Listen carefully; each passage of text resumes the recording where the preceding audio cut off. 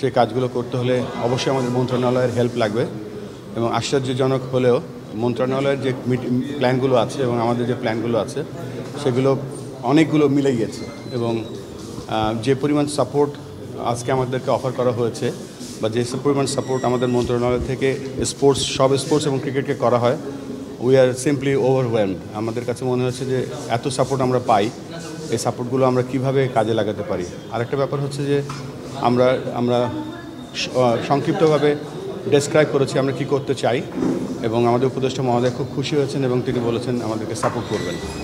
এবং আরেকটা জিনিস বলতে চাই এখানে যে শুধু সাপোর্ট নয়, সর্বতোভাবে এনি সহযোগিতা তিনি আমাদের করতে চান এবং ভবিষ্যতেও তিনি আমাদের সাথে থাকবেন বলে কথা দিয়েছেন। একটা বিষয় তখন জিজ্ঞেস করতে পারিনি তাড়াহুড়ার কারণে, যে সমস্ত উপকমিটিগুলো রয়েছে বিসিবিতে, আপনি তো নতুন সভাপতি হলেন, নতুনভাবে দায়িত্ব নেন, এই উপকমিটিগুলো কি এখন কন্টিনিউ করবে নাকি এগুলো ভেঙে দিয়ে নতুন কোনো কমিটি করার চিন্তা ভাবনা রয়েছে? আমাদের যে উপকমিটিগুলো আছে বা কমিটিগুলো আছে সেখানে কোনো ডিস্টার্ব করবো না, কেননা আপনারা জানেন যে এই কমিটিগুলো সাধারণত এই রান করা হয় উইথ সাবজেক্ট ম্যাটার এক্সপার্ট পিপলদের জন্য।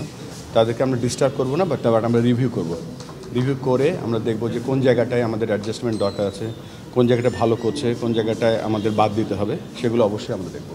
হ্যাঁ, প্রথম চ্যালেঞ্জটা কি আপনি ফিল করছেন? যেহেতু আপনার খুব সময় যায়নি, তারপরে সময় থাকে বা প্রায়োরিটি বেস থাকে, আপনার কাছে মনে হয় যে যেহেতু দুইটা বোর্ড মানে দুইটা গেল, আপনার কাছে প্রথম কোন চ্যালেঞ্জটা? আমি অত্যন্ত পজিটিভ একটা লোক এবং চ্যালেঞ্জের থেকে আমি অপরচুনিটিটা বেশি দেখছি। অপরচুনিটিটা যেটা দেখছি সেটা হচ্ছে অফকোর্স আমাদের ন্যাশনাল টিমের পারফরমেন্স অত ভালো নেই এই মুহূর্তে, কিন্তু ভালো করার সুযোগ আছে, কেননা আমরা বিশ্বাস করি যে পারফরমেন্স গ্র্যাপ সবসময় উপরে এবং ওর নামে এবং ওঠে। সো সেই জায়গাটা আমরা মনিটর করবো ন্যাশনাল টিমের performance. At the same time দেশব্যাপী সবাইকে কীভাবে ক্রিকেটে সম্পৃক্ত করতে পারি। আপনারা জানেন যে আমরা আইসিসিকে আমরা প্রতিশ্রুতি দিয়েছিলাম 2000 সালে যখন আমরা টেস্ট স্ট্যাটাস পাই যে আমাদের ক্রিকেটকে ডিসেন্ট্রালাইজ করব, সেটা আজ পর্যন্ত আমরা করতে পারিনি। ইনশাআল্লাহ আমাদের প্রথম কাজই হবে ক্রিকেটটাকে বাংলাদেশে সর্বত্র ছড়িয়ে দেওয়া এবং সেই জন্য আমরা যে প্ল্যানগুলো করেছি গতকালকে এবং সেটা আমরা খুব শিগগিরই আমরা সেটা ডেলিভারি করা শুরু করব। সো আমাদের প্রায়োরিটি 1 হচ্ছে অবশ্যই পারফরমেন্স এবং দেশব্যাপী আমরা ক্রিকেটকে কীভাবে ছড়িয়ে দিতে পারি, নট অনলি ছড়িয়ে দেওয়া, কীভাবে আমরা নতুন কোচ তৈরি করতে পারি, নতুন ম্যানেজমেন্ট তৈরি করতে পারি, গ্রাউন্ড ফ্যাসিলিটি বাড়াতে পারি এবং সেই সাথে সাথে তাদের খেলার ব্যবস্থা করে দিতে পারি। আসলে ক্রিকেট এবং ফুটবল বড় দুটা খেলা, তিনি কিন্তু বিকেন্দ্রীকরণ চান।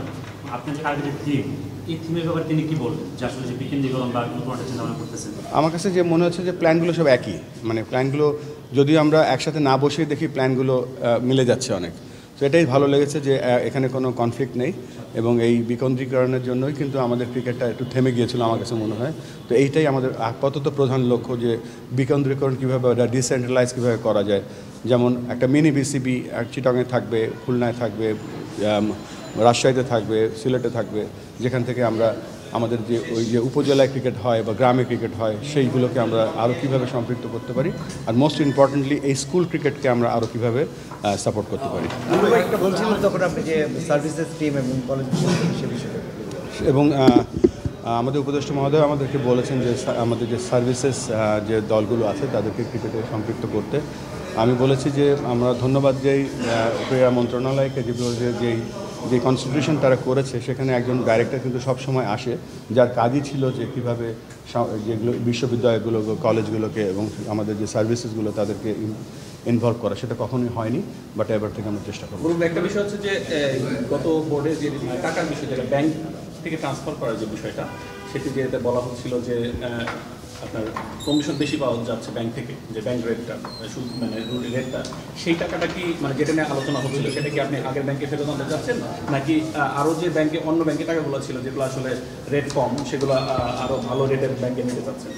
এক নম্বরে হচ্ছে যে আমার এখনও 48 ঘন্টা হয়নি, আমি এই মুহূর্তে এই এত বড় কমিটি যেতে পারবো না। তবে আমরা একটা দিক নির্দেশনা গতকালকে দিয়েছি যে আমাদের ক্রিকেটের এই জন্য সেফ থাকে এবং আমরা কীভাবে আমাদের এই যে আমরা বিশ্বাস করি যে ফান্ডগুলো ক্রিকেট বোর্ড আমানত হিসেবে নেয়, এটা ক্রিকেটের টাকা, এবং আমরা চেষ্টা করবো এই ক্রিকেটের আমানতটা যেন আমরা ভালোভাবে ব্যবহার করতে পারি for the growth of this game.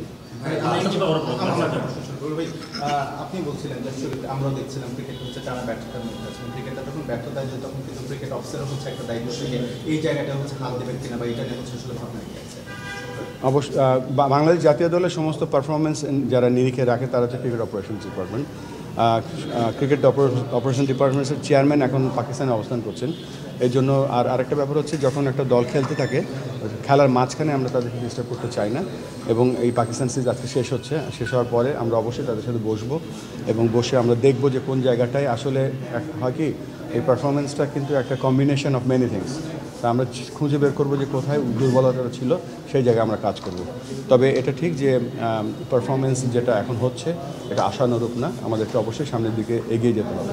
ভাই আমার প্রশ্ন আসলে যে আমরা তো সবাই জানি আপনি কিংবদন্তি ক্রিকেটার, আর আপনার ক্যারিয়ার শুরু ফুটবলার হিসেবে আপনি ভিক্টোরিয়া ক্লাবে খেলেছেন এবং অত্যন্ত ফুটবল রয়েছে আপনার বন্ধু বান্ধব আছে অনেকে। এই যে ধরেন বাংলাদেশ ক্রিকেট বোর্ডে এখন অনেক সামর্থ্য রয়েছে, বাংলাদেশ ক্রিকেট বোর্ড ক্রিকেট উন্নয়নের পাশাপাশি যেমন ফুটবল বা আদার্স যেগুলো আছে দেশের জন্য ভালো করে, এরকম ব্যাপারে বিসিবির ভাবনা আছে কিনা সামগ্রিক ক্রীড়াঙ্গনের উন্নয়ন বা সহায়তা করার ব্যাপারে? আমার এক পর্যায়ে আজকে উপদেষ্টা মহোদয়ের সাথে যখন কথা বলছিলাম যে আমরা ক্রিকেটের উন্নয়ন এমনভাবে করবো যাতে অন্য অন্য স্পোর্টসকে আমরা সহায়তা করতে পারি। যেমন একটা উদ্যোগ আমরা নিতে যাচ্ছি যে আপনারা জানেন যে বাংলাদেশে 64টা জেলা আছে এবং প্রত্যেকটা জেলাতে স্কুল আছে, জেলা স্কুলগুলোতে আমরা চেষ্টা করবো এখানে একটা সিনথেটিক পিচ তৈরি করে দিতে, যাতে ফুটবলও খেলতে পারে, ক্রিকেটও খেলতে পারে, 12 মাস বৃষ্টির মধ্যে কোনো অসুবিধা না হতে পারে। এটা একটা ব্যাপার। আরেকটা ব্যাপার হচ্ছে যে আমরা শুধুমাত্র ফুটবল ক্রিকেট না, সব ক্রিকেট নিয়ে, সব স্পোর্টস নিয়ে আমরা এগিয়ে যেতে চাই। সেই জন্য আমাদের একজন ডিরেক্টর জনাব ফাহিম সিনহা উনি একটা প্রপোজ করেছে যে উনি একটা বায়োমেকানিক্যাল ল্যাব ক্রিকেট বোর্ডের মাধ্যমে তৈরি করা হচ্ছে। সেখানে অবশ্যই আমরা অন্য স্পোর্টসকে অ্যাক্সেস দেবো, সেখানে তাদের রিহ্যাব করার জন্য, তাদের ইনজুরি প্রিভেনশন করার জন্য এবং অবশ্যই তাদের পারফরমেন্স এনহ্যান্স করার জন্য। গতকালকে আরেকটা লাস্ট কথা বলে যাই, সেটা হচ্ছে যে 10 তারিখে যে আমাদের ম্যাচ আছে আমরা ইনশাল্লাহ জিতবো এবং ভালো ফুটবল খেলবো। গতকালকে প্রেস কনফারেন্সে বিপিএল নিয়ে সবচেয়ে বেশি কথা হয়েছে, যেটা মিঠু ভাই ছিলেন। তো আমাদের একটা ফ্র্যাঞ্চাইজি টুর্নামেন্ট থেকে আয় কোটি টাকার কম আপনি যখন দায়িত্ব নিলেন সেটা দেখতে পেলেন, সেক্ষেত্রে এরপর কি টাইমলি শুরু হবে বা এটা নিয়ে আপনার প্ল্যানটা কি? বিপিএল তো আমরা গতকালকে বসেছিলাম এবং বসে অত্যন্ত কোনো ভালো কিছু পাইনি সেখান থেকে। অবশ্যই আমরা টিকিট বিক্রি করেছি, that is the only thing. আমরা ওটা আমাদের সুনাম বেশি হয়নি, আমরা ওটা থেকে রিকভার করার চেষ্টা করব এবং অবশ্যই বিপিএল আমরা কন্টিনিউ করব। এবং আমাদের উপদেষ্টা মহোদয় আমাদের অ্যাডভাইস করেছে যে আমরা যেন আরও ব্যাপারটা আরও ছড়িয়ে দিই।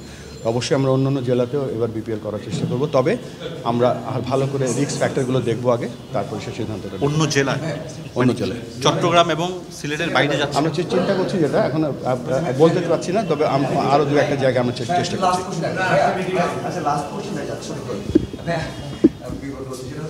যেহেতু দায়িত্ব 48 ঘন্টা হয়, মানে ফ্রেমটা পেয়ে যান 6 মাস 1 বছর, এটা তো সবার জন্য বেটার যে আপনি করতে চাচ্ছেন বছর হবে কিনা। মানে আপনি এই যে কাউন্ট মিটিং হলো করে একটা এরকম আভাস পেয়েছেন যে আপনি মানে কতদিন পর্যন্ত থাকতে পারেন বা এরকম যদি আপনার কাছে ইজি হয়? আমাকে এনএসসি ডাইরেক্টর বানিয়েছে কোনো সময়ের জন্য না, তবে গত 16-17 বছরও দেখেছি, আবার কিছুদিনও দেখব। আমার কাছে প্রত্যেকটা সেকেন্ড ইম্পর্টেন্ট।